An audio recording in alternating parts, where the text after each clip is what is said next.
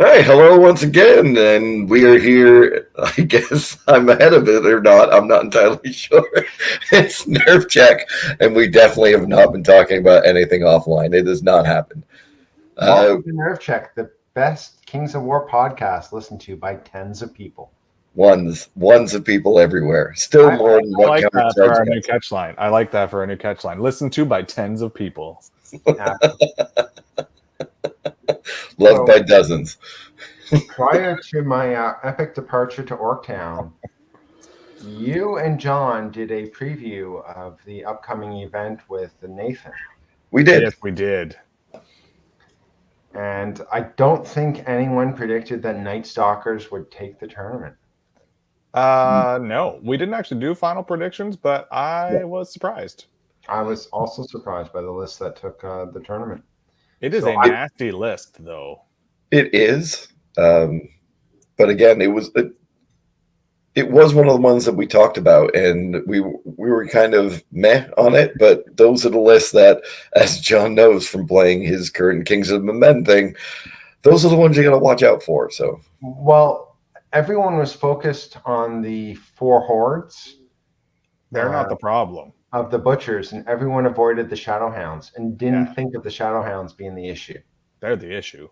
But Shadowhounds hitting on threes when they're unhindered, moving 10, and nimble, they are the pain. They are the problem in the list, yeah. Yeah. Because you can So distract with soul flares, and the butchers are just going to march up the middle, and you ignore the shadow hounds, and then you're like, oh, the dogs are eating me from the side. and that is what happened in multiple games. And he's been playing Night Stalkers for, I've gathered, a very long time. He did pretty well with them at Dead of Winter, too, actually. Like, he's actually doing pretty well overall in the standings, too. I think he just narrowly missed the cut for the Masters team, that Jonathan Neeson. Nice guy, too. I sat beside him at dinner one night at Dead of Winter. So Jonathan won, well deserved. He went 4-0-1, 4 wins, no losses, and a tie. So did quite well, and with a list that is unassuming when you look at it. You're just like, this is a lot of bodies. What is this going to do to me? And then it does nasty things to you in the dark.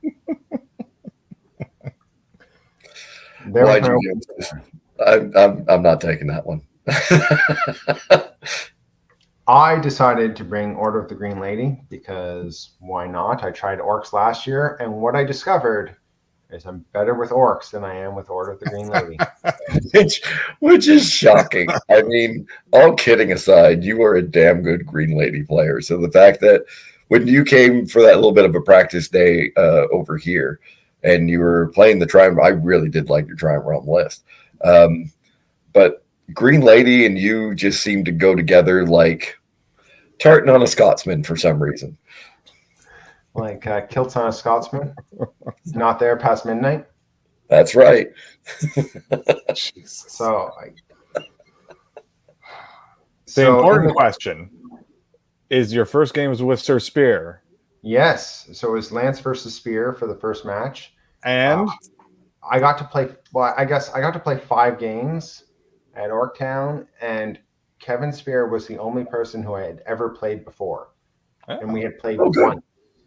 And that was in 2019 at US Masters round 1, where I eked out a win against him on a 4-5-6. Like, it was 50-50, and it was a super close game, and he was an absolute gentleman to play against, and I was very fortunate.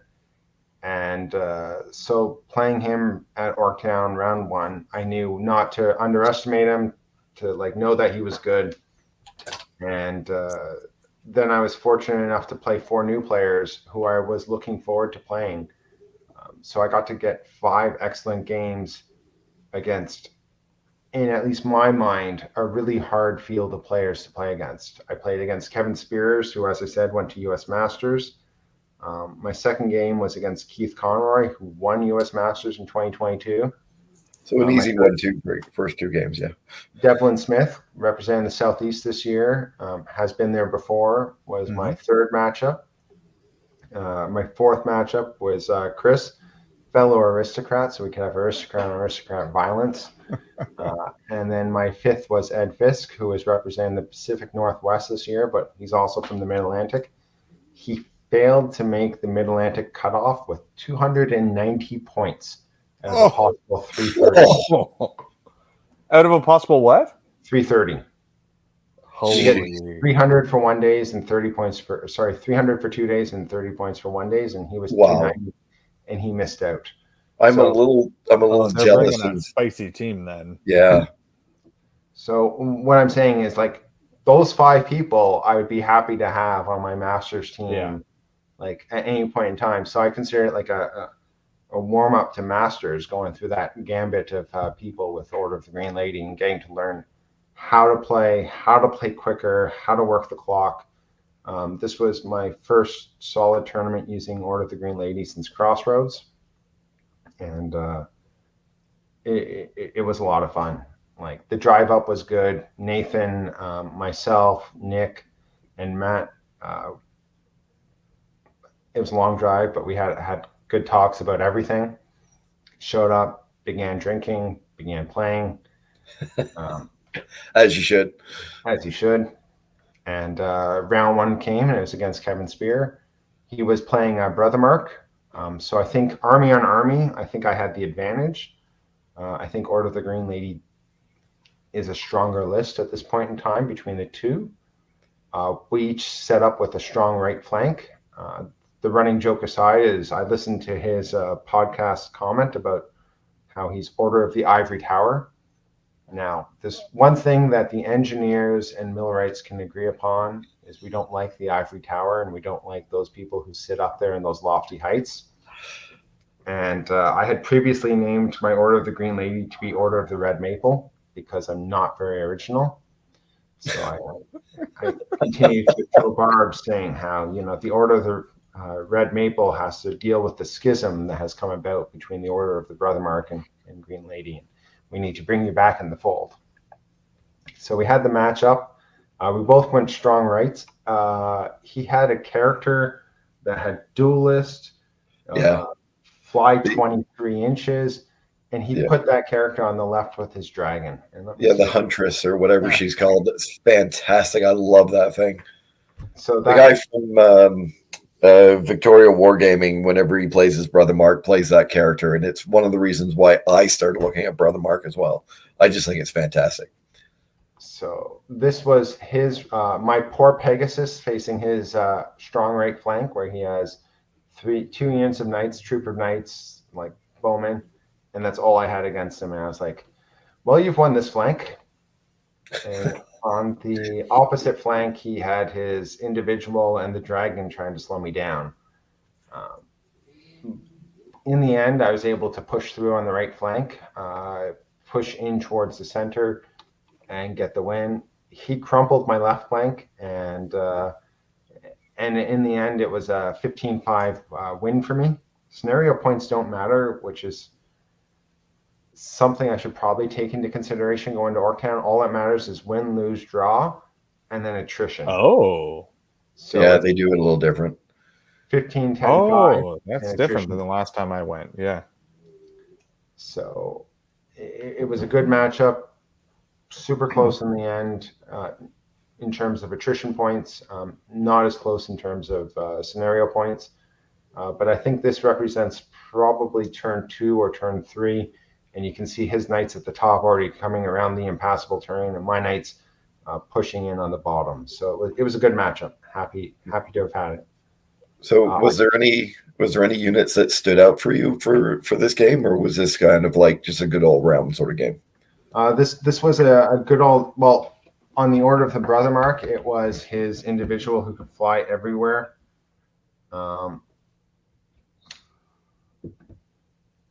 That person was the one I had to watch, and fortunately for me, Kevin had not played with him before, so he wasn't as prepared to be super aggressive with it. And too bad. Apparently that suggestion helped him in later games, so he began using that character a lot better, and I'm just thankful I was able to take advantage of Kevin's inexperience with that character, and he got a win. So then we get to round 2, which was against Keith. And Oh, the there's Keith. Orc Town gods must have loved me because they gave me a table with 4 impassable. 4 impassable, 2 hills, 2 woods, 2 or 3, 2 woods, and 2 pieces of terrain. Like, Oh my god. everything the Order of the Green Lady wanted to see. So I went strong left with some elements on the right. I learned that if I put my Pegasus in the middle, Forsaken in the middle, I can at least threaten him to keep him honest from shifting left or right. But I would say I probably had Keith's number in this game. So this is probably one of the ones I had a good shot at playing in. Here you see my center shooting line that I set up. Avatar of the Green Lady is behind them. The Forsaken keeps him honest to allow me to push forward. This was Rays. Yep. Claim their far right objective. My knights failed to kill the bloody scarecrows on the first turn charge, them and the Pegasi. 20 attacks, 3s and 2s, coupled with the Pegasi 3s and 2s, and still failing. I was not impressed. What did you take my dice? Like Jesus, man. Those dice will get you. I was not happy with that. They got stern talking to. The Shadow Hulk flubbed, hitting the side of the Pegasus though, so it all comes around. Gave up the rear charge to the Forsaken. We were able to hit him. What I saw in this tournament, in this game, that I had not seen before was a successful use of Scorched Earth. Yeah, you were talking to me. Yeah, this will be spicy for you. Here is my setup at the end of the first turn on my left flank. So this is me going into turn 2, and he Scorched Earth my unit of knights on the far right that had Pathfinder. So I was like, crap, like how do I deal with this? Actually, he hasn't finished moving. This is him in the position of moving, because he creates a solid line here that I have to break with his butchers and his 2 titans and his scarecrows and so forth. So he's in the midst of moving, but by him Scorched Earthing me, my knights go from running through the terrain at 3s with Thunderous Tube, hitting his giants on 3s and 3s, to all of a sudden going 4s and 4s. And that was the first time he did it to me. And then he does it to me when I, on this flank, when I did my Forsaken into the back of the Shadow Hulk, and I go with a rear charge from being 54 dice on 3s and 3s to being 54 dice 4s and 4s. Shadow Hulk's -20, 4s and 4s means I'm ending up around 13, 14 wounds, which means I'm not guaranteed to kill him. If it was 3s and 3s, I could like just say, hey, look, you want me to double 1s twice? Because it's a lot of wounds, yeah. You get to that point in math with 36 hits, 24 wounds, even if you're off by a bit, like you're not off by more than 8 wounds probably. So that was the second time. He used it against my knights a third time, and each time it was a pain in the butt for me to deal with. And I had never seen Scorched Earth used before in a tournament. Never seen it used before in a list. It's not normally one of the ones that is desired, but against Order of the Green Lady, it is super effective because you're relying upon your charge to break things. Unfortunately for Keith, the only thing he had that I couldn't break was his chaff pieces that are 9/11 and fly. Phantoms? No, not phantoms. Even Needle worse, fangs. needle fangs. I double one both of them in one turn, which that's not good. Happens. Yeah. Back to the first Scorched Earth, though. So he Scorched Earth that unit of knights. What did you do differently then? I double charged his far left Titan when it came up on the hill. Right. So my left unit of knights hit his portal. The next 2 units of knights hit his 1 Titan, so I could one-shot it. Those Titans have it's the terrors, I believe, that have the 4 up and ensnare. Yeah. And I was like, okay, if you're regen 4 up and ensnare, I've done this before. I played Trident Realm. I have to one-shoot you. One of your knights will be 10 hits, 9, 8 wounds. If I do 2 into you, 16 wounds, you're going to be dead. So I took that as I'm going to double shot. Actually. So he forced everybody into a hindered charge, basically. Yeah, actually. No, I did not hit them. He didn't give me that option. I double shot the butchers and wiped the butchers out first. And I threw my Pegasus into the terror as a sacrificial lamb because that's what Pegasi do. That's what they're good for. And I threw the other Pegasus into the other Shadow Hulk. So each of the Titans were tied up for a turn. And I kept the Pathfinder Knights out of it, and I shifted them left so they could not be host Shadow Beast a second time. Scorched Earth. Yeah. So that's how I dealt with that one. With the rear charge, I just took it and hit on force and forward anyways, yeah. because it's still the most hits I'm going to do. Right. And with that many dice, the chances of things spiking just goes up a little bit. We're going really bad, but yeah. But it also puts wounds onto it for free, basically, because a rear charge is like a free attack. You might as well take it even if it's a bad one. Well, it was a good one because he wasn't expecting it to flub, so we each had some things flub, but that was a bad one for him. Yeah. So, all right. And in the end, I don't think I killed the Portal of Despair. I killed the butchers, and then I have to take another cup. He throws the needle fangs into my far left unit that had just killed the Portal of Despair, and it takes me 2 more turns or 3 more turns to pull those guys out of the combat. So turn 2 Portal of Despair, turn 3, turn 4 needle fangs. So it's only turn 5 that they begin coming out towards the center. But by that point in time, I had crushed everything, and this was the end result. Was he had the Legion of Bloodworms, which are unit strength 5. Yeah. In the world, the unit strength 5, but they're sitting on the center objective. I have the right objective that he wasn't able to raise. If there was a turn 7, it would not have been good for those bloodworms that were sitting on 18 wounds at this point. Oh. And with knights to the left of me, jokers to the right, here I am stuck. I know this isn't his normal army, so I think it was a new army, so I think he just had it commissioned. And he wanted to play with it, and it was a good matchup, but it was my draw. But from an attrition perspective, I ended up with 13 points. So you get 15 for a win, 10 for a draw, 5 for a loss, and then attrition difference of up to 5. So it was a 13-7 draw. That's all right. By any chance, you don't remember what the other guys were doing at this point in time? Like, I think Nathan was on 2 wins. Nathan, I know round 4, Nathan was on table 2. Nathan was on 2 wins at this point. We were all he's the only one who was sending us updates, so that's the only one I remember. Yeah. Oh, Ren was at 2 wins at this point too, I think, and I think Matt was having a tough day. And Nick, I don't know how Nick did. I think Nick was 1-1 at this point in time, but we could be we're going to wildly speculate from here on in. We'll just go for it. Yeah. So round 3 was against round Sylvan. 3.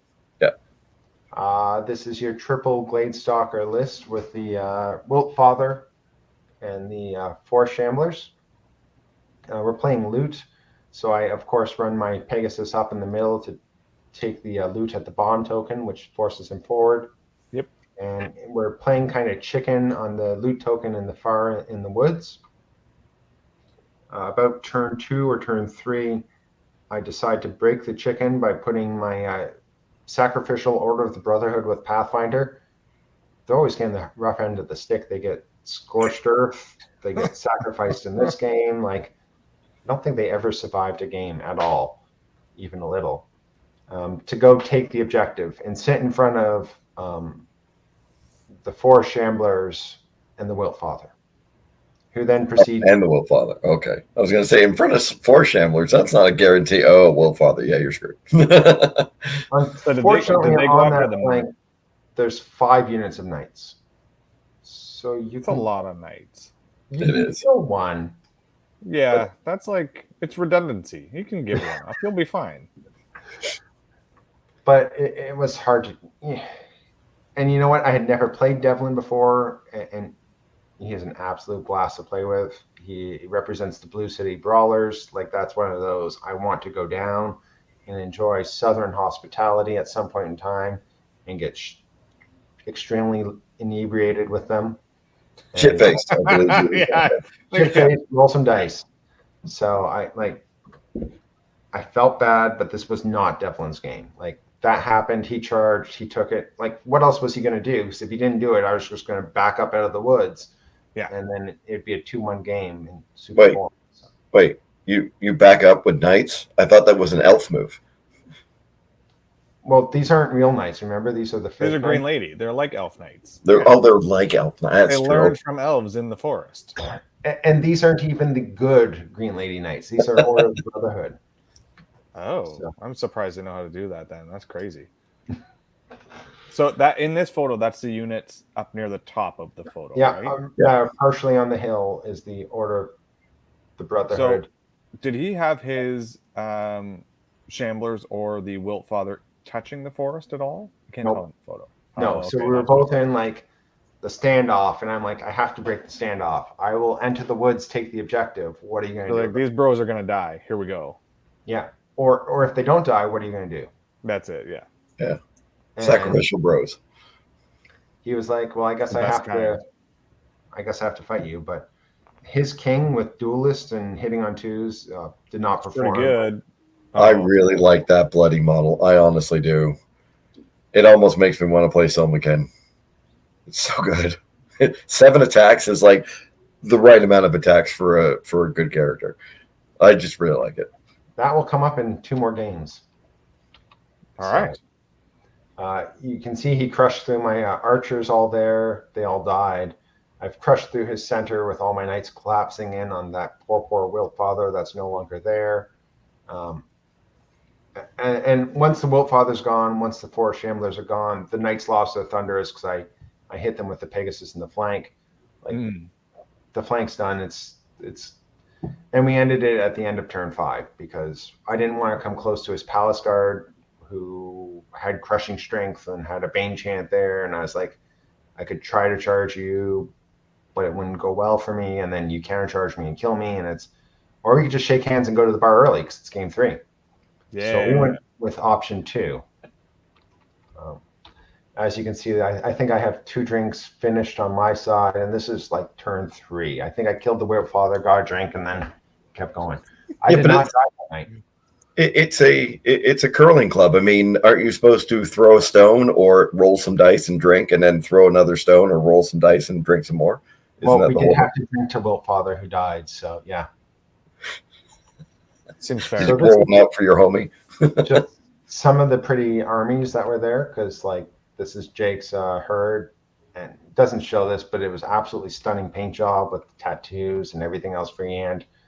This is Jonathan Vanas's elves. I think they did it in 4th, but they're stunning. So like my knights are normally not bad or considered not a bad paint job for Ontario, but what we had there, like those are mine. But what we had, Nathan's was super awesome. Nathan's board for this one moved like the rocks were floating at different levels. Yeah, it was on a still photo, but he now has a friggin' motorized board. Yeah, it's something else. And that fucking crystal at the back that like changes color now as well. This display board was just okay, cool. Can you zoom in on that? Oh shit. Yeah, so this one best shit, they all pop out? Yeah, including the manticores. Oh dang. Yeah. Who is this again? Ryan Smith from Texas. Wow. He flew with this. Yeah. And then spent like all of Friday putting it back together because they changed the requirements for the size of the luggage, apparently. He was telling people or something like that. So he had to check his bag. It fucked it all up. He had to re-glue everything back down. Like Nathan was telling me about this. I feel so, but my God, the amount of work put in is unreal. So, I wish I'd been there. I'll let you guess which army won best painted. Yours? No. Oh. Yeah, this was the best. I mean, best army. That's a standout, even from all the armies I've seen in the past. Like, that's wild. This was the Order of the Brother Mark that I played. Oh, Kevin Spear. This is the. Did you kill Lord Flanell? Is that the The dragon? dragon, yeah, I'm pretty sure that was the dragon. Did Yes, you I murder the did. dragon? All right. Good. But what's interesting is I'm not sure if there's any knight-on-knight violence. So when I do the write-up for Kevin Spear, I'm going to talk about how I killed the theology department in the order of the history, but I left the mathematics. I left history and engineering alone, but I killed theology and English. Jeez. You say my jokes are bad. Come on. Moving on. Moving on. Show us your goblin. It's bad because clearly there were drinks that were specially made for this event that were full of booze. And you can see the type of event this is. Like, so that's K2 himself behind there, right? Yeah, and if you brought 25 cents, you can get candy. Like, come here, kids. We have candy. Candy and goblins. What more do you want? This was my matchup table for round 4. It was actually standard. I was so happy about it after the previous day. Yeah, and you're playing Triad Realms too. I did bad things to Chris. Yeah. You did such bad things to him, he's gone back to England. What the hell, buddy? What the hell? Playing Salt the Earth, where you can pick up the tokens. And on the first turn, he lays 3 tokens. There's 3 tokens on this left-hand side, which are no longer there. Because I got first turn, and I specifically did my deployments such that I can fly Pegasus 1, Pegasus 2, and turn the Forsaken Knights 90 degrees and burn all 3 tokens on my left-hand side of the board. You played Salt the Earth versus an Englishman and gave him a reason to salt the earth. Beauty. So then there are 4 tokens remaining, all on the right-hand side, which is where He's got a lot on the wrong side there. Oh, he has a lot on the wrong side. Like, all he has on the far side is the Coral Giant. Let's see, zoom in. He has the Coral Giant, the Gigas, Cthulhu, and then facing 1, 2, 3, 4 regiments of knights and 3 units of heart piercers. Yep, and this is a gorgeously painted army that you're playing against. By the way, this is really nice. We saw him in Dead of Winter. Yeah. Fantastic looking army, honestly. But you can see the epic first turn move on my part to be like, I'm going to turn 90 degrees so I can fly. We can actually see the tears on the table. Yes, we can. There's a river of tears right there. Yeah. So all I can say is if you're playing scenario, like, remember the bloody scenario. And yeah. Flying units and Salt the Earth is... There's a reason why I didn't want to play you, John, on Sunday with Salt the Earth. That's a whole different matchup than what we played. Yeah. So this is one of the ones that also ended on turn 6. That's probably the best. But don't most games end on turn 6? Well, 50-50 shot. This is about midway. You can see my knights have already made the transit around. They made the bend. Yeah. Oh, are in the back. Oh, I feel so bad for him. And it was going into my turn. So actually, the Heart Piercer's got to do a flank charge on Thule down a hill. 20 attacks, 5s and 2s. Take that all day. All day. Yeah. Not often do the Thule Heart Piercers actually get to kill something with the charge. Did you actually hear them go wee on the way down? I forgot that my Heart Piercers were wavered, so the other unit, so I forgot to back them up and turn them 90 degrees, so they get hit in the flank right after that by the river guard and killed. So. And you're like, don't care. Yeah, I got the charge with them. I got the charge. Like, hell yes, I'm going to take this, and then we get flanked. I also got the rear charge on the Coral Giant, so it was like, and I killed Hector in one go. It was a great game. Ooh. Yeah, Hector has issues. He really does. So this was the end. I have my knights on one objective, my Pegasus on the second, this guy on the third. Oh, sorry, no. And what he did to me, which I know we talked about the siren, whether or not the siren was good. This is the first time I've seen the siren used in a Trident Realm list, and she was a pain in the ass. Really? And what I mean by that is every turn she was able to weakness, she was able to mind fog, and she was able to hex consistently every turn, those 3 spells. Which for 100 points, you're getting 3 spells out that can do something. And at the end of the game, I was like, I've won like 3-1. You have the unit of depth horrors that have 9 wounds on them. You have this coral giant that has a bajillion wounds on it, 8 wounds on it. You're on the center objective. It's 3-1 for objectives. And he's like, I'm going to mind fog your Pegasus on the far back objective. And then I'm going to enthrall, which he hadn't used to that point, because it's a bad spell off the other objective. We'll see, that works. Yeah. So then it goes from being a 3-1 game to possibly a 1-1 game at the end of turn 6.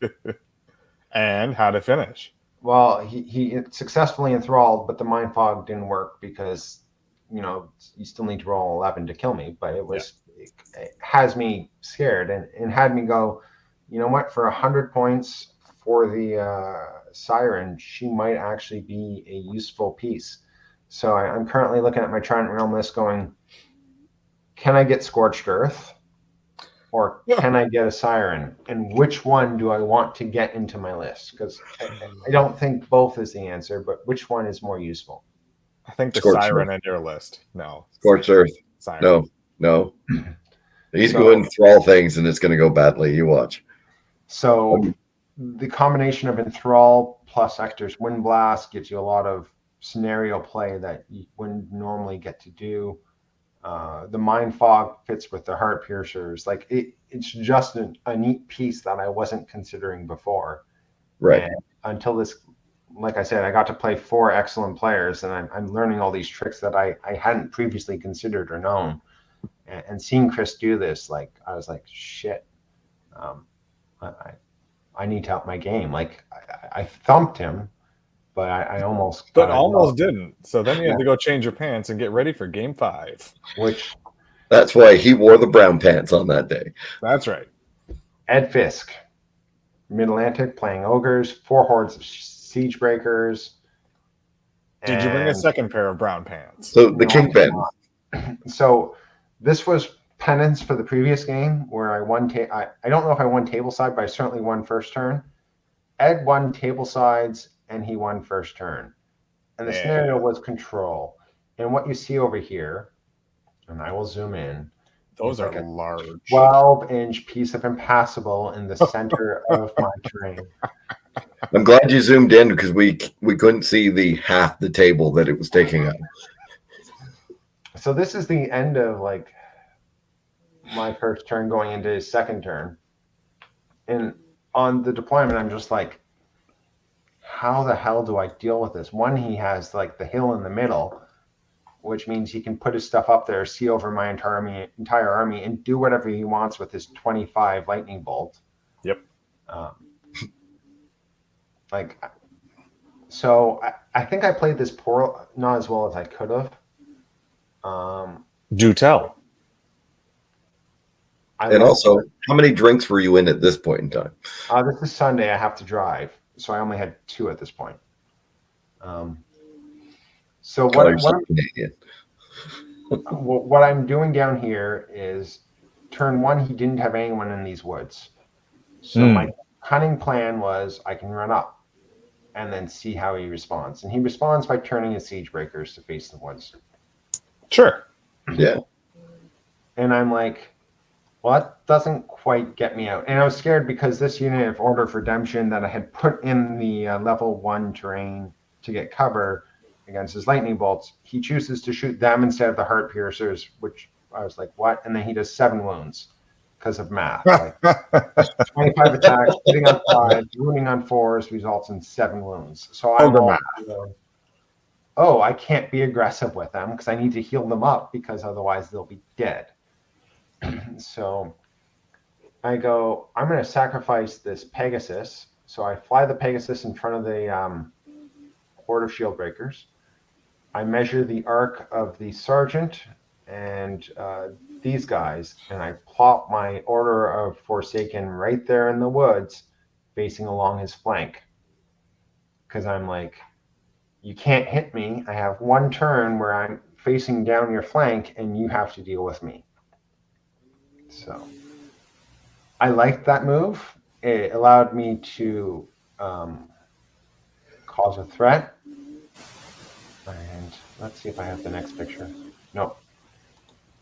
And I also charge my unicorn in the next. So that turn or the next turn, that turn I charge my unicorn into the back of one of his warlocks because he moves the warlocks up on the hill to begin shooting into my heart piercers. I charge the warlock in. I do 7 wounds, fail to break the warlock with the unicorn. The croc dog hits me. Oh, Croc dog does 9 wounds to my unicorn. Now, yeah. They kill things. I know They're they have so rules, and they're 14 hit attacks on 3s with crush 1. Why But I 3s? can do math. Because they're good. Yeah. So Ed was like, at the end of it, he's like, I'm thinking about pulling the croc dog off from my 2,300 point list. I'm like, no. No. I'm like, No. if you didn't have that, I would have tore apart your complete backside with the unicorn and with my army. Because the Forsaken get into one of his warlocks, the unicorn got into a second one. Like, and if he didn't have that croc dog, I would have just tore apart his backside 100% with those 2 units with nothing facing them. So I've only used a crocodile in one tournament when I played the Altariates, and since then I've looked for, because I took it out when I went from 2,500 to whatever we had to 1995 or whatever. So I took it out, and I missed having it because like they do work every game. Not always what you're expecting them to do, but they always contribute. Well, So- through the legs is a great thing. Duelist is a great thing. The speed is really damn good, and the hitting on 3s freaks people out because you just don't expect it. And again, 7 attacks. No, it was a great unit. So, you know what? This is probably one of the ones where we were both playing it really well. He set up a solid trap for me at the top. So at the turn 3, I was like, what do I do? I'm measuring it all out, and I'm like, no. I just back up 5 inches. And he's like, don't take the bait. So he charges his regiment of ogres into my knights with Brew of Strength. And he whiffs. They're hindered, but he still whiffs. So my knights are then charging down the hill because it's the turn that I have to engage on the top. Because at that point in time, his trap didn't work, so he's just moving up to like force the issue. I countercharge. 20 attacks, 3s and 2s. I do 10 wounds. I roll a 3. Womp, womp, womp. I'm just like, sad panda. So, you know what? Ed was a great player. I'm looking forward to having another game against him, hopefully in the Mid-Atlantic. I will challenge him, and I will crush him on his own home territory because I love him. But yeah, it was super close. The end result was a 4-3 type game where I had the unit of with strength still alive. For who? For Ed. This was the game I lost. And Ed ended in 2nd place in the tournament, and I went down. So this was the game where had I won, I would have been 2nd, and he would have been 10th. So it was the 2nd place game. And you have the 2 Forsaken. This one has 1 wound. This horde has 5 wounds on it at that point in time. He would be going first in turn 7 if there was a turn 7. But that's all that was left was 5 of his units and 3 of mine, and everything else was dead. So I don't know how a turn 7 would have worked out. I think it would have been one of those pop some die rolls and see. Are those ogres both facing your Forsaken? Yep. You're facing this Forsaken. And he gets top of 7? Ugh. Top of 7, but then if they both charge that Forsaken, it's dead. But then what are you doing with this one? And Turning and facing it. I would just charge both. Yeah. Charge both and hope for the best. So charge 1-on-1 on each. Yep. Yeah. They're So siege breakers, right? So 18 on 3s and 2s, 3s and 3s, probably. 3s and 3s. 3, so 8 wounds. I'm inspired. So if it's I believe in mine. well, I don't believe in mine. We've already talked about this. So. to be fair, and then this one, the siege breakers would be hindered. Do it anyways. I believe in mine. Like I said, he had already one-shot my knights on 3 occasions, including one with a hindered charge. Yeah, so what's like 5 or 6 more times? Yeah. So when I came home, I looked up what the odds were of the siege. Oh, don't do that. Don't do that. It was 1%. Yeah, it's low. It's really low. Just don't do that. 18 on 4s and 3s. Yeah, really low. But 1% of the time, it works every time. But thank you, Paul Rudd. I'm looking forward to playing Ed again in the future. It was a great match. Clearly, you can see that there's lots live. This was a 15-5 game. So I began with a 15-5 game. I ended with a 15-5 game. And I'd happily do it again. I think this is one of the ones where if you're playing Kings of War and you're both playing it really well, sometimes those dice rolls do make a difference, whether it's table side. Like having that impassable terrain in the middle of my bloody deployment zone sucked. Especially for control, because if he can play around it or just put units into your zone that you can't get to, or like use it to stop up flanks, it's crazy. And getting first turn and being able to run your berserker bullies up to it and turning 90 degrees, going, what are you going to do about me? Like, he played it exceptionally well. I learned a lot. I learned about how he used the croc dog, and hopefully he keeps it in his. Actually, don't keep it in your list, Dad. You're representing Pacific Northwest. Get rid of it. It's not important. I will never, ever, ever take advantage of you by flying into the rear and tearing apart your army. So, no, that was the tournament. The awards are special. If anyone has ever seen... They have the best awards in the Northeast. Look at that green... Stink baby! Like, yeah, the awards are something special. So the gas can there went to Chris, who was getting on a plane going back home to England, and they're like, "Yeah, get that in your online." But believe it or not, he got that. Nathan got one. Highest attrition. Yeah, he killed everything except for Ray. In my game. Like in my game, he killed less than 1,000, but he killed over 9,500 points in the other 4 games. Like I don't know. The guy can play. The guy's really good. He honestly is. Yeah, but I don't know what he was doing to the poor people. Like, this is Trident Realm. We're lovers, not fighters. No. You play them that way. Everybody else who plays them properly plays them as a melee army. You put shooting in a lot of it for some reason. Yeah, but when I picture Trident Realms, the sound I imagine is just like a wet sucking sound. So it does make sense that you'd be lovers. Yeah. Just get them in close and eat them. Like, I don't see what the problem is. They're sharks. Most of them aren't, though. Most of them just have, like, fishy mouths. So... Yeah, some of them are apparently, fucking frogs for some goddamn reason. But anyway. It's that tongue. So it was a great time. Great time at the curling event. I don't know how they're going to do it for next year because it's one of those events where space is now the limiting factor.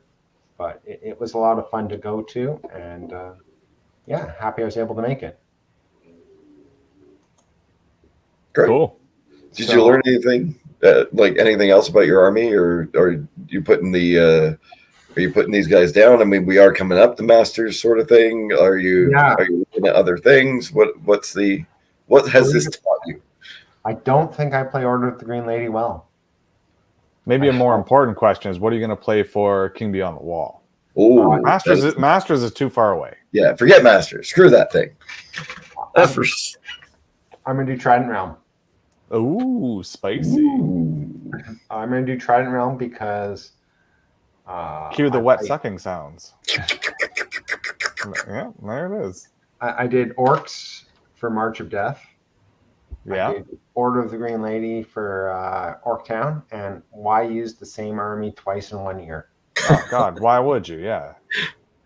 Yeah, only bloody idiots do that. Yeah. So you go to Trident Realms. Does that mean that My two Coral Giants and my River Guard have arrived from the UK. Oh, good. A week before Orc Town, and I was like, I can't paint them and get them ready in time. So No. See, not with that attitude. And 3 kids, but not with that attitude. Well, just teach your kids how to paint. Teach your kids how to paint. Just I make mean, them do Nathan it for uses children all the time to paint his stuff. Child labor is okay. In his list too. Child labor is okay. Especially if you own them. It's fine. Yeah, right. You own them. It's just earning their rent or whatever. However you want. Yeah, exactly. I mean, they've got to pay their keep ups like somehow. Like, come on. Well, it would count as painted, so yeah. See. Finger painted. It will be Trident Realm. I want to test it out. I want to see how it works. I like the list I played against you, Ben, but clearly Loot of Insatiable Darkness does not have a place in that army. They didn't use it. Yes and no. I take it out and take out those poor tidal swarms. Then I have 100 points for the Siren. Ooh. Now that would make Ben and I as two completely different Trident Realm players when I'm not. We are two completely tidal forms. That's right. It's true. Now that being said, a lot of my Bane chants come out of my army too, because apparently we're not. Because you don't use it ever. Because you got it on fighting units that are busy like poking stuff with swords. This guy's fighting, but he's got the loot. I have. Yeah, it's even my list has gone through some changes. Actually, it's because of you that they've been going through a bunch of changes. You and your goddamn frogs, you idiot! Like, how dare you be correct? Like the Leapers or the River Guard are actually really bloody good. They're definitely a change for the Thule that I would normally take. The Pathfinder does matter. So the Pathfinder matters. 15 attacks compared to what it was before of 12 makes a difference. Yeah, and with Vicious, they don't suck. I'm not sure if they're good, but they don't suck. Oh no, they still. We've established that they still make that sound. They still suck, but yeah, they're just not a terrible unit. Yeah, it's less terrible than what it could possibly be. I think Orc Town will be on my list again for next year. It is a long, bloody drive though, so I'm not 100% certain, but. Well, as I always say, going to the tournament and having those ambitions on the way in and having the laugh and all, and then coming home and constantly having those things of how the dice screwed you. It's the best part about every tournament. It really is. I've learned that the dice can make your game more challenging. In the end, you could play things better. And, the dice hurt me in my game against Keith because I didn't get turn 7. But you know what? And I got 2 double ones that mattered. But you know what? They hurt him because the Shadow Hulk gave me a wonderful. It was going to give me a flank or rear. It gave me a rear. The dice hurt him as well. There were ways I could have played that game better, given the terrain. Against Devlin, sometimes the game is the game. Like I got to learn about how to deal with the Glade Stalkers with that list, what to do. Like I got to learn something in each game. And for me, it's been a rarity since I've had like that level of wearing my brown pants at a tournament. And I could have probably had 3 pairs of brown pants, if not 4. And, but I didn't. And I'm not going to blame the dice for my loss against Ed. Like, Ed's a great player. He used his army exceptionally well, using the terrain, and taking advantage of the rolls that went his way. So if the dice gods had blessed me, of course I would win, because if the dice gods make me lucky, it's better to be lucky than good. But I say that all the time. If you're not going to be lucky, then you better be bloody well good. So I just need to get better. Hence, King Beyond the Wall, like fellow Canadians, you're on notice. Like the fish are coming out. Maybe I'll go to Green Lady at that point in time, and take a whole bunch of. I have a knight army you can use if you want. There you go. You're all set. You're all set. You're that in. many promises that I'm going to make you keep. Oh, but he can't because you need your heart piercers. So you can give him really shitty green. I have a version of the army that does not use heart piercers. It adds an extra 2 more regiments of Order of Redemption and 2 regiments of men at arms. I may or may not. That's better for Ben. I may or may not have a bunch of units of heart piercers. I know someone I can borrow from. Which again would be Nathan. It's always Nathan. It's always Nathan. How do you not have heart piercers in your army? Because they're terrible. You know what? In fairness, Ray just said that they won 1 combat. So how can they be terrible now? Ever since they lost Pathfinder, I've not been a fan. Heart piercers are not good. I wish they had Pathfinder. I think if they had Pathfinder, it would definitely help, because then when you're charging on 5s, it's not completely pathetic compared to half dice on 6s when you charge somebody who's ensnared and you're hindered. Oh yeah. If they had something. If they had something, but they don't. You know what an army that comes out of the water and is constantly in water in difficult terrain its entire life. That's why you don't have Pathfinder, because that's why you don't have Pathfinder. And that's now you're right. on land and your gills are drying out and you're tired all the time. That's why you don't have Pathfinder. I'm over 40. My gills have been drying out for a while. Well, on that note, I'm going to end this recording in an appropriate 10 minutes longer than what we want it to be, because this is Nerve Check, and we are the best podcast listened to by tens of people. So thank you very much, John, Ben. Have a good night. Good night, mate.